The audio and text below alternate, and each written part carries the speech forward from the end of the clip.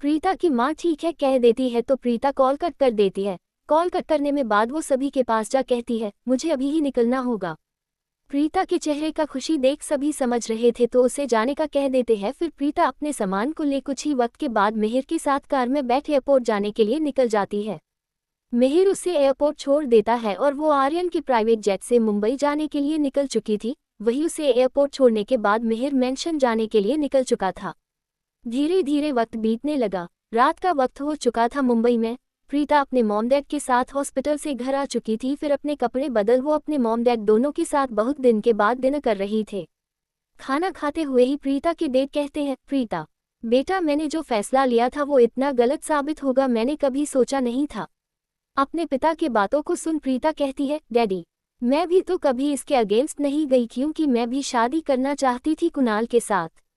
जब दोनों का गलती था तो आप फिर खुद को ब्लेम क्यों कर रहे हैं। ये सुन वो इस बारे में आगे ना कहते हैं बेटा मैंने सुना है तुम किसी को पसंद करती हो पर शादी मेरे बिगड़े तबीयत के कारण नहीं करना चाहती थी। ये सुन प्रीता बस अपने पिता को देखती है फिर कुछ कहती इससे पहले ही वो फिर कहते हैं अब मैं ठीक हो गया हूँ। बताओ वो कौन है हम कल ही जाएंगे। ये सुन प्रीता को खुशी तो बहुत हो रहा था पर कुछ समझ नहीं आ रहा था। अभी अभी उसके पिता ठीक हुए हैं तो उन्हें छोड़कर जाना सही होगा कि नहीं। तभी प्रीता के पिता फिर कहते हैं कुछ बताओ बेटा उसके बारे में। ये सुन अपने ख्यालों से बाहर आ प्रीता अपने पिता के तरफ देख कहती है यश। प्रीता को टाइटल बोलने का जरूरत ही नहीं था। तभी प्रीता की माँ कहती है ये तो वही है ना जिसने हमारे कंपनी में पैसा इन्वेस्ट किए थे और मिस्टर देशमुख जो यश के रिलेटिव है उन्होंने पूरे बिजनेस को कुणाल के डैड के पास से निकाला था। प्रीता ने अपने चेहरे को हाँ में हिला दी तो प्रीता की माँ के मन में ढेरों सवाल थे पर उन सवाल को ना कर वो बस मुस्कुराते हुए कहती है बहुत तारीफ सुना है साथ ही कम उम्र में बिजनेस का बहुत नॉलेज है यश में। प्रीता की माँ को जो कुछ पता था सब बोले जा रही थी। वही दूसरी तरफ कोलकाता में आज पंछी और शौर्य का रात था। दोनों एक ही बेड पर बैठे एक दूसरे के आंखों में खोए हुए थे। तभी शौर्य पंछी का हाथ पकड़ उसे अपने करीब खींच कहता है बहुत सुंदर दिख रही हो। इतना कहने के बाद वो उसके होंठों के करीब जा उसके कोमल होंठों को चूमने लगता है पर बार बार पंछी का नाथिया परेशान कर रहा था तो शौर्य उससे दूर हो उसके नाथिए को प्यार से खोल एक एक कर प्यार से उसके गहनों को खोलने लगता है। गहनों को खोलने के बाद वो अपने हाथ को पीछे घुमा उसके ब्लाउज के डोरी को खोला तो पंछी की सांसें गहरी हो गई थी। वही शौर्य उसके दुपट्टे को उससे हटा उसके ब्लाउज के हुक को खोल वो उसके जिस्म से हटाने के बाद उसके शरीर को बहुत प्यार से देख उसके होंठों के करीब जा कहता है इस दिन का बहुत बेसब्री से इंतजार था। इतना कहने के बाद उसके होंठों को चूमते हुए उसके शरीर पर अपने हाथ को फेरने लगता है। फिर उसके होंठों को चूमने के बाद वो पंछी को देखता है। उसके आंखों में खुद को पाने का जुनून देख वो फिर उसके होंठों को चूमने लगता है। शौर्य का किस धीरे धीरे पेसिनेट होने लगा था। पंछी शौर्य के प्यार में पूरी तरह डूबते जा रही थी। धीरे धीरे वो पंछी के जिस्म से सारे कपड़े को निकाल अपने कपड़े को भी खोल पंछी के कोमल शरीर को प्यार से चूमने लगता। जैसे ही शौर्य का हाथ पंछी के शरीर में गया तो पंछी शौर्य के हाथ को पकड़ ली। सोनम को ये करता देख शौर्य उसे किस करना बंद कर उसके आंखों में सवालिया नजर से देखने लगा है तो पंछी अपने धीमे आवाज में कहता है मैं खुश हूं पर बहुत दर्द होता है। पंछी के बातों को सुन उसके आंखों में देखते हुए प्यार से शौर्य कहता है प्यार का दर्द बहुत मीठा होता है। शौर्य की बातों को सुन पंछी का पूरा चेहरा लाल हो चुका था। वो अपने हाथ उसके हाथ से हटा ली तो शौर्य पंछी के शरीर को छूते हुए अपने हाथ से उसके सबसे कोमल हिस्से को सेडिक्टिवली सहलाने लगा। ये एहसास पंछी के लिए बहुत नया था। उसकी सांसें तेज होने लगी थी पर अचानक से इस एहसास को महसूस करते हुए पंछी उदासी से सवाल करती है क्या जो मेरे साथ फील हो रहा है क्या वही तारादी के साथ भी फील होता था आपको। इतने रोमांटिक मोमेंट में जब पंछी शौर्य का पास ले आई तो अपने हाथ को उसके शरीर से हटा पंछी के चेहरे को देखते हुए कहता है पंछी कितनी बार कहा हूँ तुम और तारा अलग हो और वो मेरा पास्ट है तो फिर उसे रिलेटेड क्वेश्चन क्यों कर रही हो। इस मोमेंट में पंछी को इस बात का बहुत बुरा लग रहा था पता नहीं क्यों पर पंछी शौर्य से जानना चाहती थी पर फिर वो उसके गले से लग कहती है मुझसे वादा करो अब तुम मेरे अलावा कभी किसी को देखोगे भी नहीं। पंछी के इस बात को सुन शौर्य पंछी के बालों को प्यार से सहलाते हुए कहता है तुम्हारे अलावा मुझे कोई दिखती भी नहीं है। इतना कह वो पंछी को खुद से दूर कर उसके चेहरे पर अपने हाथ को फेरते हुए कहता है जान अब मुझसे कंट्रोल नहीं हो रहा है। इतना कह वो उसे फिर से चूमना शुरू कर दिया। उसे चूमने के बाद शौर्य प्यार से धीरे धीरे उसमें समाने लगा ताकि पंछी को बिल्कुल भी दर्द ना हो। धीरे धीरे ये प्यार भरा रात खत्म हो जाता है। सुबह का वक्त हो गया था। आज से सभी की जिंदगी में बदलाव भर गया था। और जब पंछी गई तो उसे पता चल गया कि एल्विस कोई और नहीं शौर्य है, तो शौर्य ने उसे समझा भी दिया कि उसने सच में कमाल का सॉफ्टवेयर बनाया था, इसलिए ही शौर्य उसे प्रोसीड किया था। शौर्य का बात पंछी समझ चुकी थी और फिर ये सब शौर्य इसलिए संभाल रहा था क्योंकि तेज का कोई अपना बेटा नहीं था, पर जब उसे अपना बेटा मिल गया है तो वो क्यों संभाले, ये सोच उसने सब कुछ मिहिर को देने सोचा। शौर्य, मिहिर, विवेक, तेज, पंछी सभी एक केबिन में थे। तभी शौर्य कहता है, डैड अब सब कुछ मिहिर को मिल जाना चाहिए। ये सुन मिहिर झट से कहता है, नहीं बॉस, मुझे ये सब नहीं चाहिए। वही तेज कुछ सोचते हुए कहता है, मिहिर मेरा बेटा है, पर शौर्य तुम भी मेरे बेटे हो, इसलिए मैं चाहता तुम दोनों ही इस कंपनी को रन करो। ये सुन शौर्य कहता है, डैड मिहिर, मैं पंछी के साथ सिर्फ अब वक्त बिताना चाहता हूँ। ये सब मैं हैंडल कर सकता, पर मेरा इंटरेस्ट नहीं है और मैंने अपना बहुत वक्त बर्बाद किया है, इसलिए अब अपना पूरा वक्त मैं सिर्फ पंछी और अपनी बेटी के साथ बिताना चाहता हूँ। और तो और इस कंपनी को मिहिर और विवेक दोनों मिलकर मुझसे भी अच्छा संभाल सकते हैं। ये सुन मिहिर कुछ बोलने ही जा रहा था, बॉस, पर शौर्य अपने हाथ के इशारे से उसे चुप रहने का इशारा कर कह दिया, नया नया शादी हुआ है मेरा, तो मैं बस हनीमून पर जाना चाहता हूँ। ये सुन पंछी उसे अपने बड़े बड़े आंखों से देखने लगी, वही बाकी के लोग और कुछ नहीं कहे। फिर कुछ देर तक सब नॉर्मल बात किए, फिर शौर्य पंछी के साथ वहां से निकल जाता है और मिहिर विवेक दोनों मिलकर फिर काम करने लगते हैं। कंपनी से बाहर निकल कार के अंदर जा पंछी शौर्य बैठ गए, फिर शौर्य कार स्टार्ट कर देता है। तभी पंछी कहती है, शौर्य अब तो तुम आ गए हो और मिहिर भी अब अंकल की कंपनी को संभाल रहे, तो तुम आर्यन का साथ दो, क्योंकि मैं अब खुशी के साथ टाइम एक्सपेंड करना चाहती हूँ, उसे सही गाइडेंस देना चाहती हूँ। और आर्यन, मैं, मिहिर तीनों एक दूसरे पर कहीं ना कहीं डिपेंडेंट थे, जिस कारण आर्यन अकेले अब सब कुछ हैंडल नहीं कर सकते हैं। पंछी के बातों को सुन शौर्य कहता है, पंछी क्या मैं खुशी को सही गाइडेंस नहीं दे सकता हूँ? यार तुम इतना मेहनत की हो, एक कामयाबी हासिल की हो और आज तुम उसे छोड़ना चाहती हो।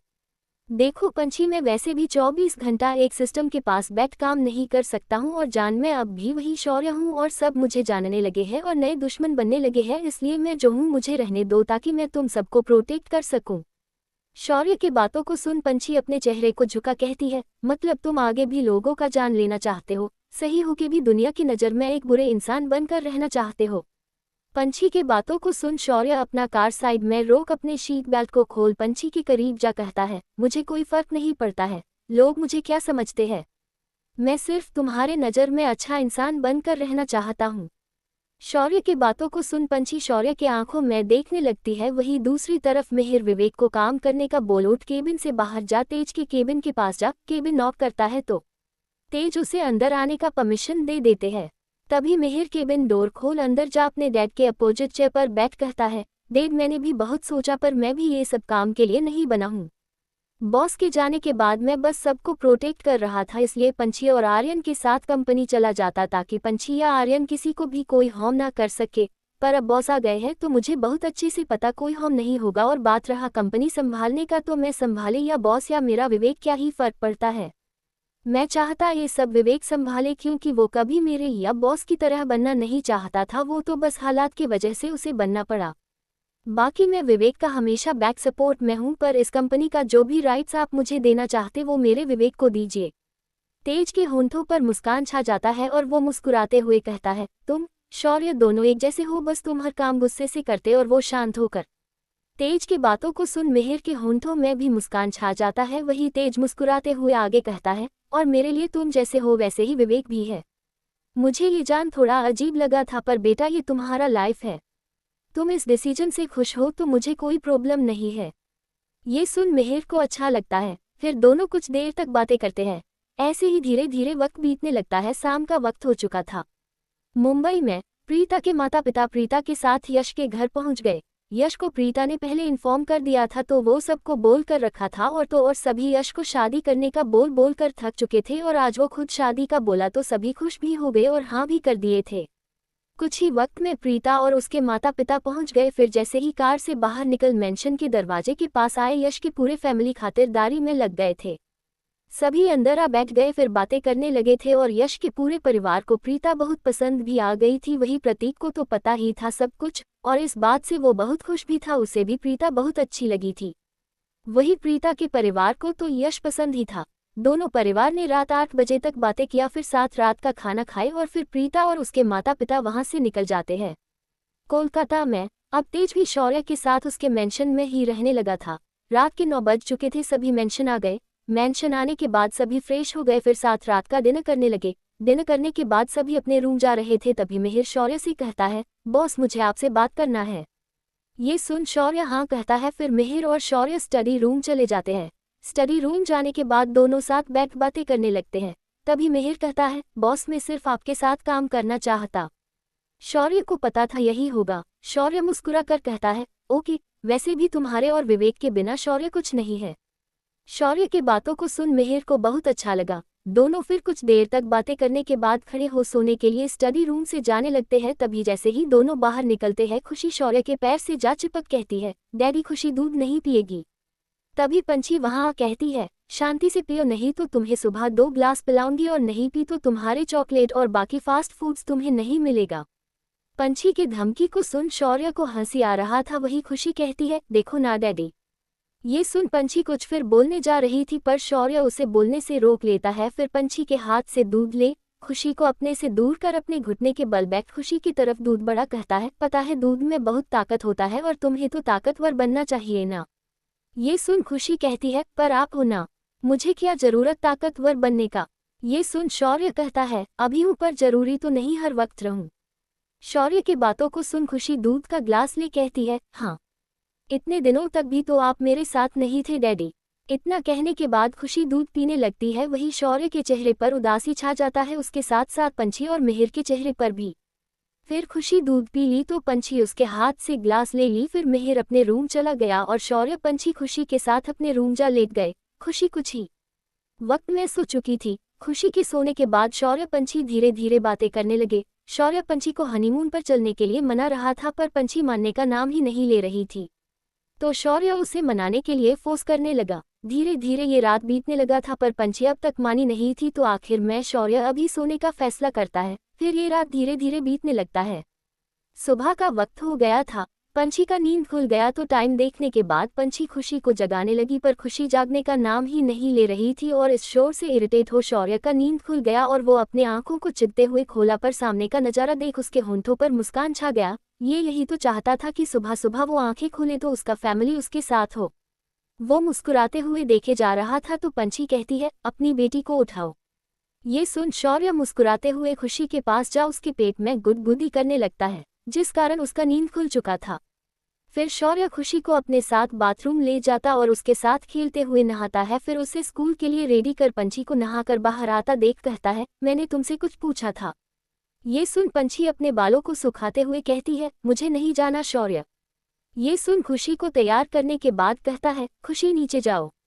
ये सुन खुशी अपने चेहरे को हाँ मैं हिलाती है, फिर भाग जाती। तभी शौर्य पंछी के पास जा उसे पीछे से अपने बाहों में भर कहता है, क्यों मना कर रही हो, सॉफ्टवेयर कंप्लीट है तो बाकी आर्यन मिहिर लोग संभाल लेगा।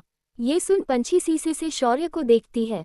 शौर्य की तड़प को देख पंछी सवाल करती है, और खुशी का ध्यान कौन रखेगा। पंछी का सवाल सुन पंछी को अपने तरफ मोड़ कहता है, आर्यन, एना, मिहिर, विवेक सब तो है। ये सुन पंछी गहरी सांस भरते हुए कहती है, ठीक है चलते हैं, पर ज्यादा दिन के लिए नहीं। ये सुन शौर्य झट से कहता है, 2 वीक नहीं 1 वीक। पंछी ने झट से ये कह दिया तो शौर्य अपना मुंह बना कहता है, ठीक है, अब बताओ जाना कहाँ है। शौर्य के सवाल को सुन पंछी कहती है, पता नहीं शौर्य। ये सुन शौर्य पंछी से दूर हो कहता है, लिटिल थिंग, तुम बहुत बोरिंग हो गई हो।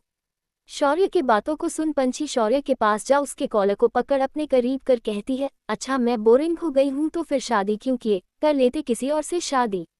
पंछी के बातों को सुन शौर्य उसके कमर पर अपने होंठ को रख कहता है, हाँ हो गई हो, पहले ऐसी नहीं थी। शौर्य की बातों को सुन पंछी अपने हाथ को नीचे कर लेती है और उदासी से भरे आवाज में कहती है, मम्मा हमेशा कहती थी वक्त इंसान को बदल देता है, पर मुझे समझ नहीं आता था, पर जब वो वक्त आया तो सच में मैं बदल गई। पंछी के बातों को सुन शौर्य को बुरा लग रहा था, क्योंकि को रहा था बस उसके कारण ही हो रहा था। वही पंछी शौर्य की आंखों में देख आगे कहती है, पता है शौर्य, मेरी मम्मा बहुत अलग थी जब तक पापा हम लोग के साथ थे। मैं मम्मा मिलकर पापा को बहुत परेशान करते, उन्हें खेलने को कहते और बहुत मस्ती करते थे, पर एक दिन पापा हमारे जिंदगी से चले गए और मम्मा पूरी बदल गई। मैं मम्मा को हंसने के अलावा कभी कोई और भाव में देखी ही नहीं थी, पर जिस दिन से पापा गए थे मैं सिर्फ उन्हें उदास रोते हुए देखने लगी। वो मेरे तरफ बच्ची केयरलेस नहीं थी, पर वो ऐसी भी नहीं थी। वो घर के लोगों का ध्यान रखती थी, कोई जिम्मेदारी उठाना पसंद नहीं था उन्हें। पर पापा के जाने के बाद वो सब कुछ अकेले, वो भी बहुत बखूबी से की। मैं अपनी माँ को अपनी आइडल मानती हूँ। मैं उनके जैसी नहीं हूँ, पर मैं उनके जैसी ही बनना चाहती हूँ। पंछी के बातों को सुन शौर्य उसे अपने बाहों में भर लेता है और प्यार से कहता है, लिटिल थिंग, तुम्हें अपनी मम्मा की तरह बनने का जरूरत नहीं है, क्योंकि तुम और मॉम दोनों अलग हो। अपने बात को कहने के बाद शौर्य उसे बस अपने बाहों में भरे रहता है। तभी दरवाजे के पास खड़ा आर्यन कहता है, भाई भाभी कर लेना आराम से रोमांस, अभी सब भूखे हैं, नाश्ता कर ले हम सब। आर्यन के आवाज को सुन पंछी शौर्य एक दूसरे से दूर हो जाते हैं। फिर पंछी ऐसे आर्यन के आ जाने की वजह से शर्म से लाल हो गई थी, तो वो फटाक से रूम से बाहर चली जाती है। वही शौर्य अपने भाई के पास जा अपने कठोर नज़र से देख उसके कंधे पर अपना हाथ रख अपने हाथ को मजबूत कर कहता है, भाई ज्यादा नहीं बोलना चाहिए, नहीं तो मैं क्या करूंगा तुझे पता है भाई। ये सुन बेचारा दर्द से करहाते हुए कहता है, ठीक है भैया, अब नहीं बोलूंगा, प्लीज अपने हाथ को हटाए। आर्यन के बातों को सुन शौर्य अपने हाथ को उसके कंधे से हटा देता है, फिर वहां से जाने लगता है। फिर बेचारा आर्यन भी उसके पीछे पीछे चल देता है। कुछ ही वक्त में सभी डाइनिंग टेबल के पास आ चुके थे। फिर सभी साथ नाश्ता करते हैं। नाश्ता करने के बाद शौर्य खुशी को अपने साथ उसे स्कूल छोड़ने ले जाता है। वही पंछी आर्यन के साथ निकल जाती है और विवेक मिहिर को देखता तो मिहिर अपना फोन चलाते हुए कहता है, मेरा मन नहीं, तुम चले जाओ। तेज को अच्छे से पता था मिहिर ऐसा क्यों कर रहा है। तेज का अब काम करने का बिल्कुल भी मन नहीं था, वो तो खुद को अब रिटायर करने वाला था, तो बस वो यान के साथ खेल रहा था। ये देखे ना खुश थी। इस घर में एक ही कमी था किसी बड़े का, तेज के आने से वो पूरा हो चुका था। वही ऐना भी अब अपने पेंटिंग पर ध्यान वापस से देने लगी। वही मिहिर को ऐसा करता देख विवेक निकल जाता है। उसे जाता देख मिहिर के होंठों पर मुस्कान छा जाता है। कुछ वक्त बीत चुका था। शौर्य खुशी के स्कूल पहुंच जाता है। स्कूल पहुंचने के बाद वो खुशी के शीट बैग को खोल उसके गाल पर किस कर कार से बाहर निकल जाता है और खुशी की साइड जा कार डोर खोल उसे अपने गोद में उठा कार डोर लॉक कर उसे अपने साथ स्कूल के अंदर ले जाता है। जब वो स्कूल के अंदर ले जा रहा होता है तो सभी उसे ही देखते रहते हैं और सभी को ऐसा लगता है जैसे कोई हीरो आ रहा हो। वही शौर्य पंछी को स्कूल के अंदर ले जा अपने गोद से नीचे उतर खुशी के टीचर से भी बात करता है। जब खुशी की टीचर शौर्य से बात कर रही होती है तो उसके चेहरे से मुस्कान गायब होने का नाम ही नहीं ले रहा होता है। कुछ वक्त तक खुशी से रिलेटेड बातें करने के बाद शौर्य खुशी को बाय बोल निकल जाता है। स्कूल से निकलने के बाद वो अपने कार में जा बैठ वहां से निकल जाता है। वही दूसरी तरफ मुंबई में प्रीता की शादी का बात चल रहा था तो प्रीता बहुत खुश हो रही होती है। वो आज कंपनी ना जा अपने मॉम डैड के पास बैठी सारी बातें सुन रही थी। तभी उसे यश का कॉल आता है तो वो अपने फ़ोन को उठा। यश का कॉल आता देखती है तो खड़ी हो अपने रूम में चली जाती है। फिर अपने रूम का दरवाजा लॉक कर कहती है, हेलो फ्यूचर पति देव। प्रीता ये कही होती है तभी यश कहता है, उफ, ये सुनने के लिए तो मैं बेकरार था। ये सुन प्रीता मुस्कुराने लगती है। वही दूसरी तरफ शौर्य कंपनी चला जाता है। कंपनी पहुंचने के बाद पंछी के केबिन के पास जा दरवाजा नॉक करता है तो पंछी आने का परमिशन दे देती है। तो शौर्य केबिन का दरवाजा खोल अंदर जाने लगता है।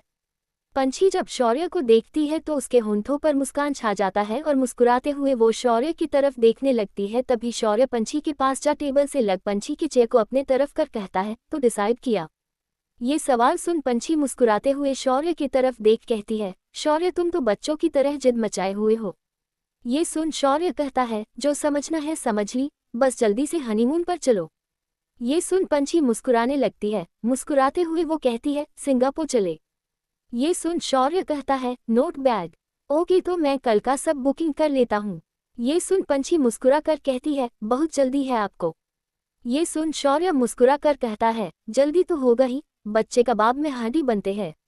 शौर्य की बातों को सुन पंछी हंसने लगती है और उसी हंसी के साथ कहती है, आप मेरी खुशी को कबाब में हड्डी बोले। ये सुन शौर्य कहता है, नहीं नहीं, मैं तो बड़ा बच्चा आर्यन का बात कर रहा हूँ। शौर्य के इस बात को सुन पंछी और जोर जोर से मुस्कुराने लगती है। फिर शौर्य पंछी के साथ मिलकर सब कुछ बुकिंग किया। फिर पंछी के फोरहेड पर किस कर कहता है, अब अपना काम कर लो लिटिल थिंग, क्योंकि मैं नहीं चाहता हनीमून के दौरान कोई भी काम हो।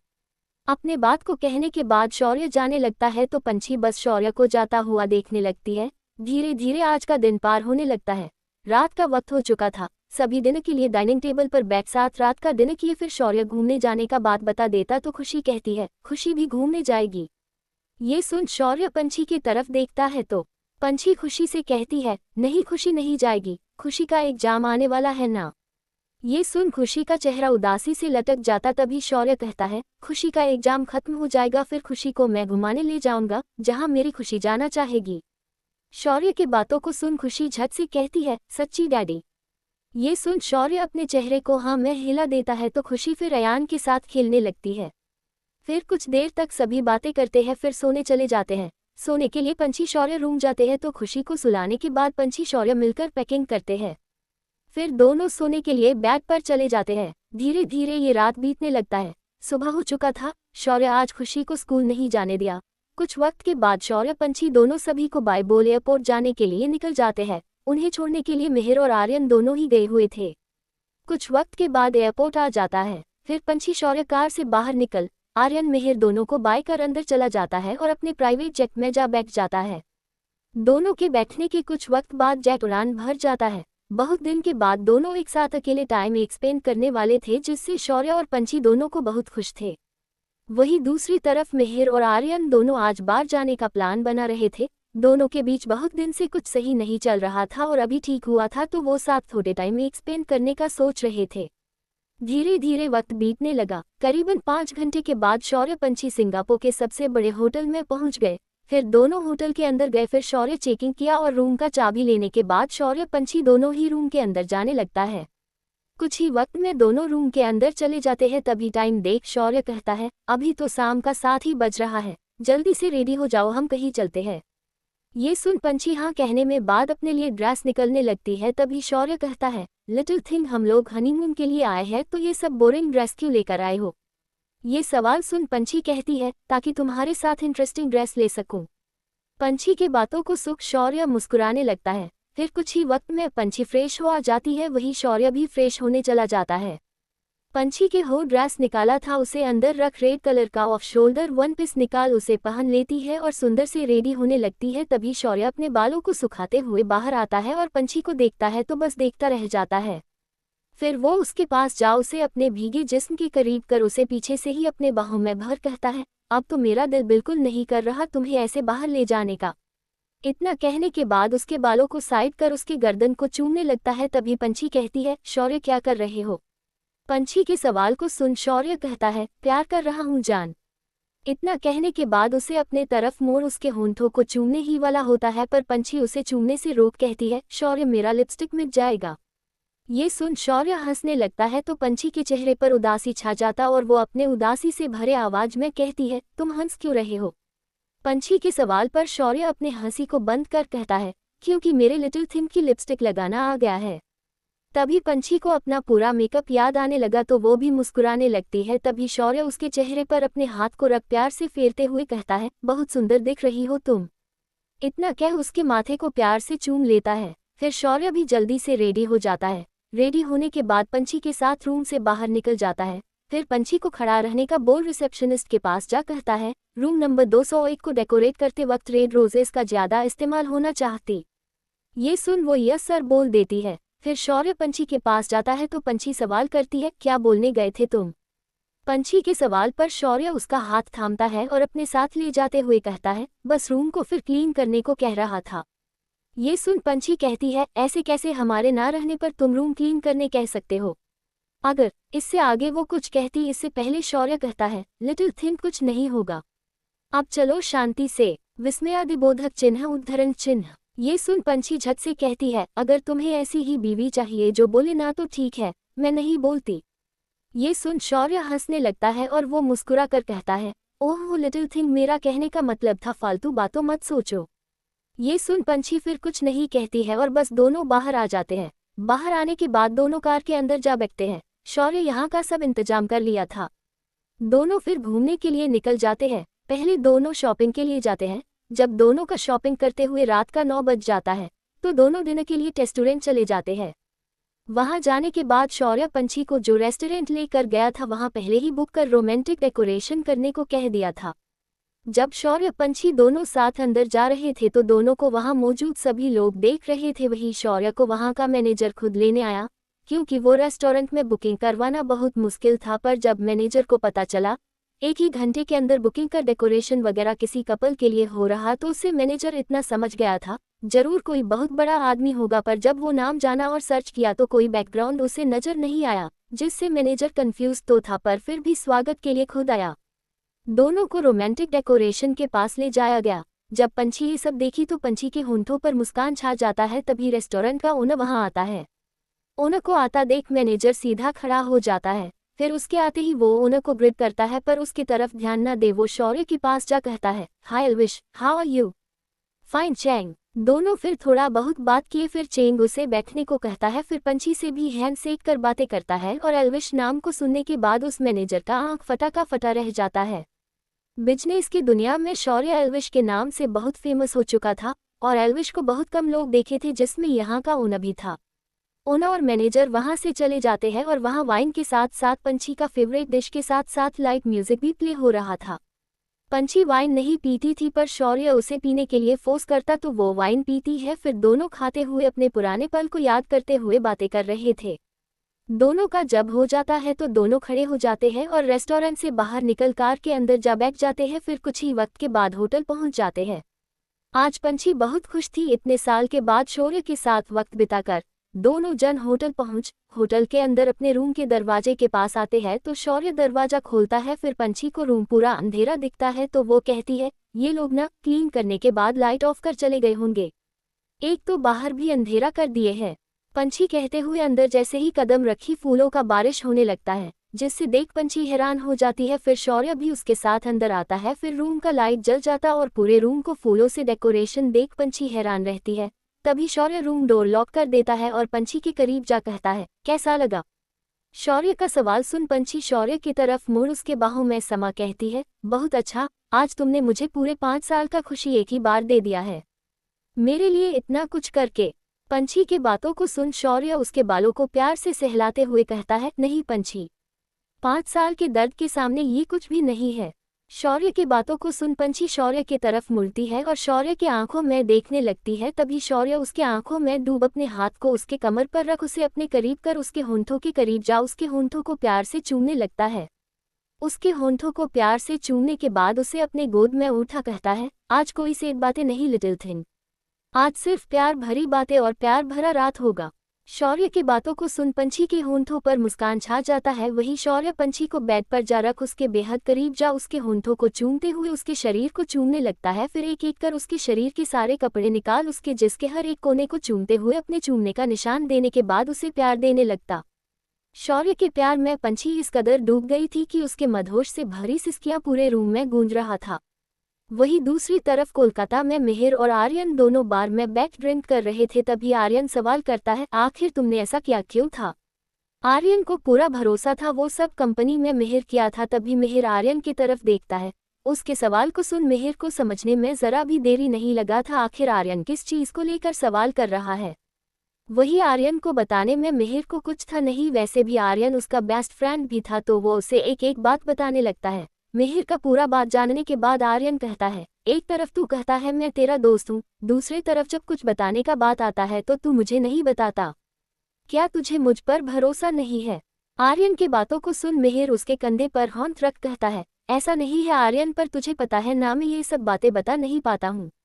उस दिन भी इतना कुछ हुआ नहीं होता तो बॉस विवेक को पता नहीं चलता। मिहिर की बातों को सुन आर्यन गुस्सा ना होते हुए माहौल को नॉर्मल करते हुए बस ड्रिंक करने लगता है। धीरे धीरे वक्त बीतने लगता है। दोनों फिर मेंशन जा अपने अपने रूम जा फ्रेश हो सोने को होते हैं, पर आर्यन जब देखता है खुशी और यान दोनों एना के साथ सोए हैं तो वो सोफे पर जा सो जाता है, क्योंकि वो ड्रिंक किया हुआ था और उसकी खुशी को ड्रिंक का स्मेल बिल्कुल भी पसंद नहीं था। धीरे धीरे ये रात बीतने लगता है। सिंगापुर में सुबह का 8 बज गया था, पर इंडिया में अभी 5:30 ही हो रहा होता तो पंछी शौर्य दोनों का ही नींद नहीं खुला। ऐसे में 2 घंटे और पार हो गए तब जाकर पंछी का नींद खुला। फिर टाइम देख वो चिल्ला पड़ती है, खुशी का स्कूल लेट हो गया। पंछी के बातों को सुन शौर्य का भी नींद खुल जाता है और वो अपने आंखों को थोड़ा खोल पंछी की तरफ देख कहता है, लिटिल थिंग, हम सिंगापुर में हनीमून बना रहे हैं तो यहाँ खुशी का स्कूल कैसे लेट होगा? अब सो जाओ, मेरा नींद अब तक पूरा नहीं हुआ है। शौर्य की बातों को सुन पंछी सिल्ली सा मुस्कान दे अपने माथे पर प्यार से मार शौर्य के करीब जाती है तो शौर्य उसे अपने बाहों में भर लेता है तो पंछी अपने आंखों को बंद कर लेती है। वही इंडिया में ऐना खुशी को स्कूल के लिए रेडी कर देती है। फिर आर्यन और बाकी के लोग साथ नाश्ता करते हैं। नाश्ता करने के बाद आर्यन आज खुशी को अपने साथ स्कूल ले जाने लगता है। धीरे धीरे आज का दिन भी पार होने लगता है। पंछी शौर्य आज भी बहुत घूमते हैं। फिर रात का वक्त हो जाता है और दोनों फिर प्यार भरे लम्हे साथ बिताते हैं। ऐसे ही दिन पार होने लगता है। सिंगापुर में एक आखिरी दिन था। आज का पूरा दिन शौर्य पंछी के लिए सुबह से स्पेशल बनाया जा रहा था। फिर जब रात हुआ तो पंछी को चांद सितारे से भरे जगह में ले गया और उसके साथ उस खुले आसमान के सामने आधा रात बीतने के साथ साथ बहुत प्यारा पल शौर्य पंछी के साथ बिताता है। फिर आधी रात में वापस होटल रूम आ जाता है और आखिरी बार प्यार के साथ ये रात पार कर देता है। सुबह होने के बाद पंछी और शौर्य सिंगापुर से निकल जाते हैं। करीबन 4 घंटे 20 मिनट के बाद शौर्य का प्राइवेट जेट कोलकाता लैंड करता है। दोनों को लेने मिहिर आया हुआ था।